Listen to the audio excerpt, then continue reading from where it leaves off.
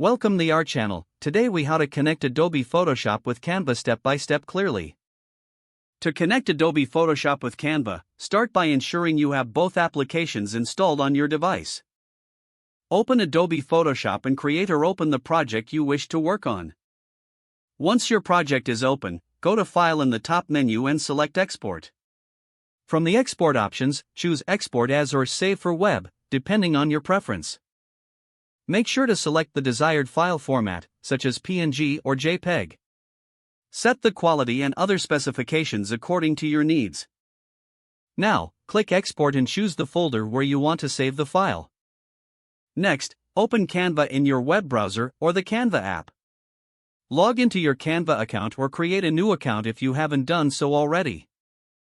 Once logged in, click on the Create a Design button. Select the design type that matches your project needs, such as social media post or presentation. With the design canvas open, click on the Uploads tab located on the left sidebar. Click on the Upload Media button to open your File Explorer. Navigate to the folder where you saved your exported Photoshop file. Select the file and click Open to upload it to Canva. Once the upload is complete, your image will appear in the Uploads tab. Drag the uploaded image onto your design canvas to incorporate it into your project. You can resize, reposition, and edit the image as needed within Canva. Continue creating your design using Canva's various tools and features. When your design is complete, you can download it or share it directly from Canva.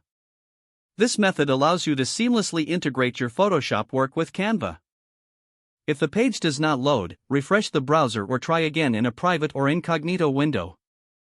Make sure you are using the correct email address, then retype it carefully to avoid small typos. If your password is not accepted, use the reset option and create a new strong password you can remember. Check your spam folder for verification or security emails, then complete any requested confirmation steps. Enable two-factor authentication if available to improve account security and reduce unauthorized access risk. After signing in, review your profile details so your contact information and settings are accurate and current.